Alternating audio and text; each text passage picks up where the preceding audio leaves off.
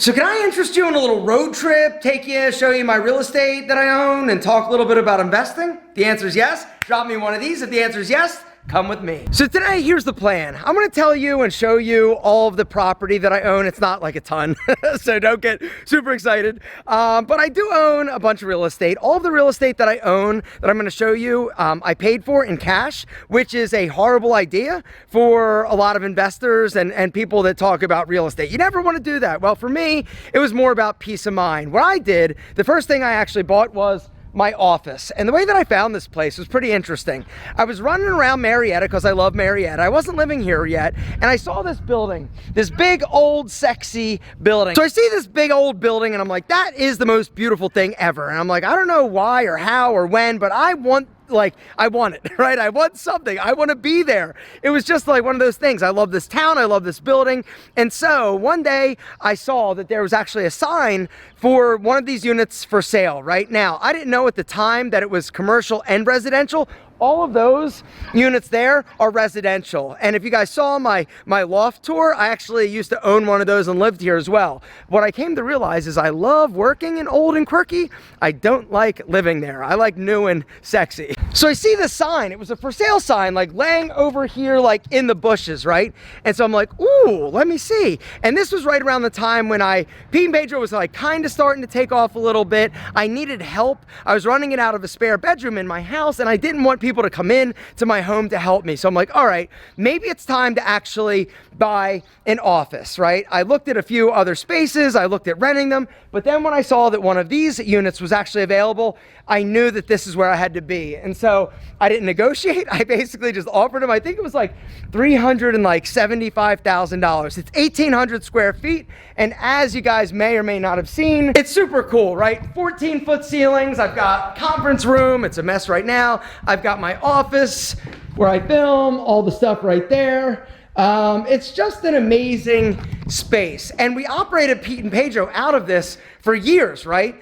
And it became a bit of an issue because we had 2 rooms that basically were where we would store and ship Pete and Pedro out of, and then another room that I was filming videos. But we ended up ordering a lot more quantity, and so we were just like stacking pallets like everywhere in here, and I knew, okay, it's time to go. And so I'm the only one that actually is at my office, and I love it. It's my little oasis, honestly. So I bought my office. Now, in terms of how I bought the office, I did not pay cash for this when I bought it. I went to a bunch of banks, and I said, hey, will you loan me the money to buy it? I've got money to put down as a deposit, but unfortunately, I went to like 5 different banks, and 5 different banks told me no. And the reason was because I didn't have like a W-2. I was making money. I had money in the bank, but because it was early days like YouTube and people didn't understand like how I was making money, nobody wanted to take the risk on me.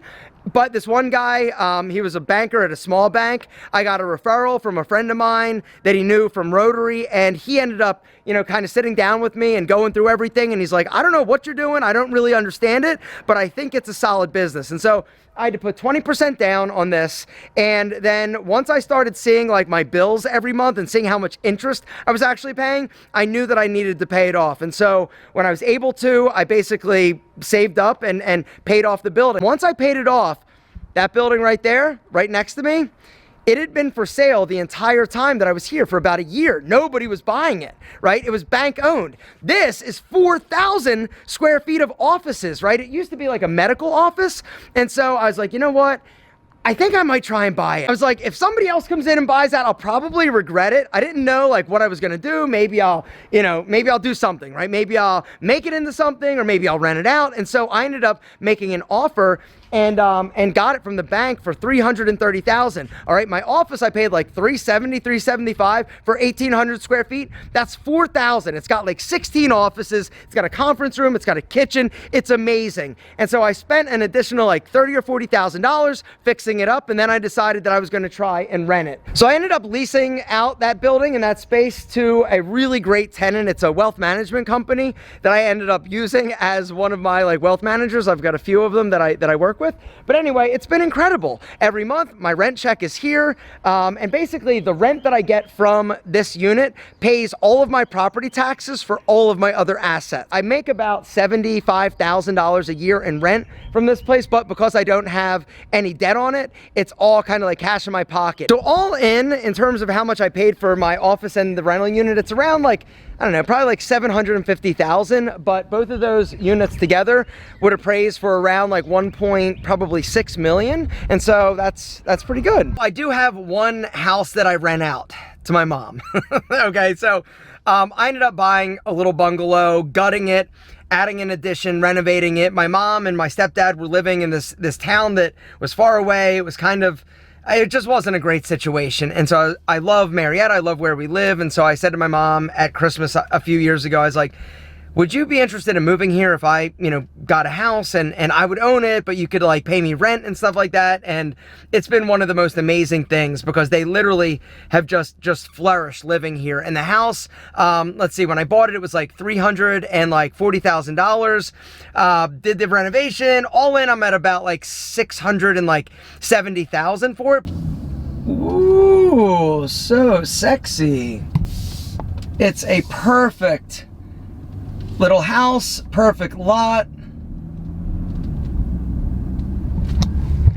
The prices in our little area here, Marietta, being close to like the downtown square area, are high, right? They're really high because everybody wants to live here.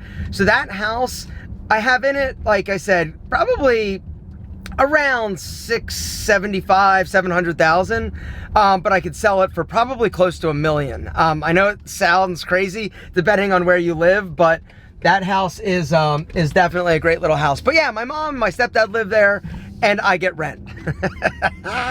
What? Now let me actually take you to my house. So my house, if you guys missed the house tour I did, I'll link to it down below. Built this house from scratch. We worked with an architect, and I loved the process. Bought the lot. The lot was around like $205,000. In terms of the house, I think all in, not including, actually including probably like $1.2 million. On the lot and the house. Now for this house, I got a construction loan for $650,000, but then I used my money for the rest. And then as soon as I could, I paid the house off on my birthday as a birthday present to me about 3 years ago. Anyway, loved living here. I loved building a house. I just love the process. In terms of what I'll sell this for in about a year when I'm finished building my new house, I'll probably sell it for, the realtors are telling me in this area, probably like $1.8, $1.9 million. Something else I bought was over there. Right next door there was a lot. It's an acre. And about 3 months after I moved into my current house, that was for sale. And I'm like, if I don't buy that, I'm gonna regret it and I'm gonna wanna do it again. And so over there, there's 1 acre that I'm building my new dream home. And then right here, in between my old house and my new house is a lot that I currently am in negotiations with a gentleman to buy. I've tried to buy this a bunch of different times, but right now I think he's ready to finally sell it. And I think I'm just gonna hang on to it and in the future possibly build a spec home to sell. The lot, I don't know what I'm gonna get it for. So if I can buy that lot, I'm gonna buy it. I'm just gonna hang on to it and decide what to do later. Whether or not I flip it and sell it, make some money, or I just make it a garden, that lot, because it's right next to my house, or I possibly develop it and do a spec home and sell the spec home. I don't know. It's all up in the air, but I do like the idea in the future of getting into development, whether or not it's buying land and developing, a strip center or apartment complex or a housing community. Like, I love that idea. And it's definitely something that I'm kind of exploring a little bit more now because I literally love this process so much.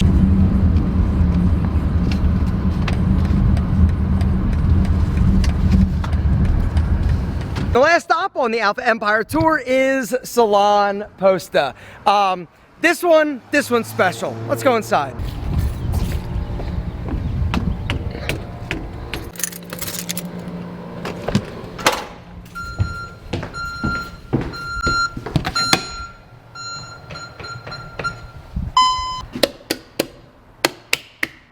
So this is Salon Posta.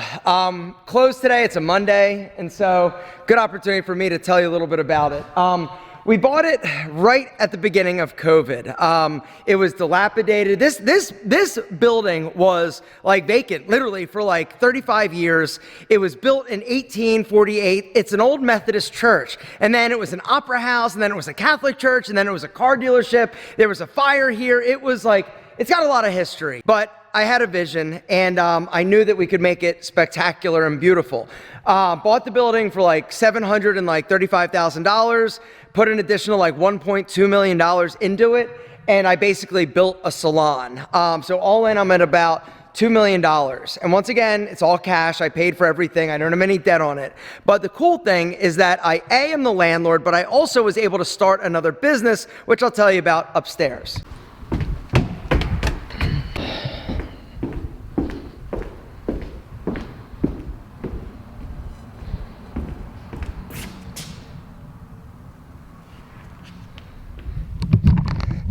Awesome, right? Let me sit down. So I'm not gonna go into the entire story right now, but basically the way that it worked is I had a friend, Salon Posta. You guys, if you follow the Alpha M YouTube channel, you've all heard of him, right? Friend of mine, I said to him one day, I said, hey, if you're ever interested in going out on your own and opening up your own place, I would love to be an investor. And so we ended up starting to look for different locations, and we were looking at all these strip centers. The problem though is that in the different strip centers, whether or not it's an A center, a B center, a C center, and basically it's like an A center is one with like Whole Foods or like a Target, a B center is a little bit less nice, and a C center is like trashy, right? Anyway, we started looking around, and this was like before COVID. We couldn't find anything. One of the other issues with opening and running a hair salon is you need a ton of parking, all right? Just do the math, right? Say we have 25 stylists. Say we have 10 assistants, all right? That's 35 people that we need parking for on a daily basis, not including the customers. And so at any one point, we literally need like 50 parking spaces. And so we started looking around all these different centers. If you guys want me to tell you more about this business specifically, down below say, yo, Alpha, tell us about a salon, because there's a lot of things that I learned from opening this and running this. I technically don't run it, right? This is an investment. Anyway, we couldn't find a place. And so we were looking for about a year.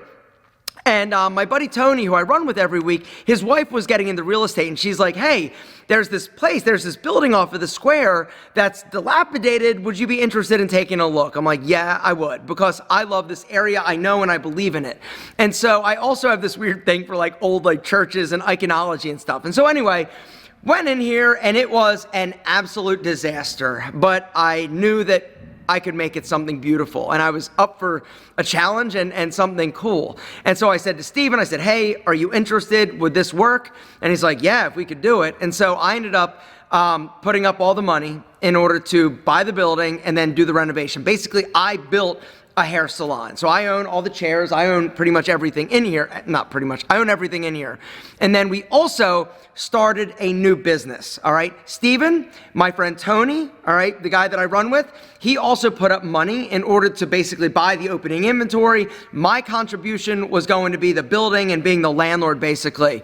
And so we started a new entity, Salon Posta, which rents this building from me, Alpha M, the landlord, right? And so I make about $110,000 to $20,000 a year on rent, right? But I also am part owners. I own about 26% of the salon business. And so we do distributions. And so not only am I making, rent, and now if you want to do the math, right? Because once again, I don't have debt on this property. Are there ways that you could make more money if I took this money and invested it somewhere else? Probably, maybe, but it's still a solid return. And so with all of my real estate, in terms of my rental units, the place up by my office, the place, my mom's house, and then this, I'm in around, around $230,000 to $240,000 of rental income a year, what I generate. And so that's not bad, right? And like I said, the place that I rent to the Marietta Wealth Management, that mortgage or that rent alone pays all of my property tax for my house, for my, everything, right? And so that's a really great thing. And so that's kind of the story, and that's kind of my real estate that I own. I'm open to buying more. I'm looking actively to try and find something for a med spa. So in terms of rental income that I get from all of my assets, it's around $250,000 a year. And so not bad, right? But like I said, all of all of the property that I own is paid for in full. And so I don't have any debt on any of the assets. Now, is it a smart allocation or use of my money? A lot of people would say no. For me, I just sleep better at night, not having debt, right? So if the economy goes down, I'm cool, right? I can chill out and I'm good. I'm also at a point in my career where I'm still earning a lot, right? On a regular basis, I'm earning a lot of cash. So even though I have these assets that are paid for, I still have the ability to invest and save and buy other things. And so for me, it just feels better not having debt. And so I know it's not what a lot of real estate people would say, don't do that. Or investment people, they'd be like, no, you're tying up too much money. But for me, I make a decent return on the investments that I have. Could I make more if I took the cash and invested it somewhere else? Probably. But like I said, I hit my number, right? That FU number that we talked about in the FU Money, What's Your Number video. If you missed that video, I loved the engagement that you guys had. A lot of great comments. A lot of you guys were giving me food for thought. And so if you missed that video, guys, I'm going to link to it down below. But anyway, that's my real estate portfolio. Am I looking actively at investing more and buying more real estate? Yes, but it's got to be the right thing. I'm not looking to buy houses or flip houses. It's a lot of work for a little money, and by a little money, it's all relative, right? Like my friend is actually flipping 3 houses a year, making on average about $100K per flip. So she's making 300 grand a year, right? Now, for me, 300 grand, there's a lot of work that has to go into making that $300,000. I would rather invest my time, my energy in some of these other businesses that I have in order to generate an extra 300 grand. Brick and mortar businesses are challenging. They're definitely not as easy to scale or as profitable as online businesses like Pete and Pedro, but I just wanted to talk about the real estate. If you guys want or have questions or want me to talk a little bit more in depth about any one specific thing that I mentioned, down below, let me know. I'm getting a lot of value and a lot of ideas from what you're actually saying down in the comments, but I just want to say thank you. Thank you for being here. Thanks for subscribing. And today I just wanted to talk about real estate, but seriously, this salon, come on, sexy.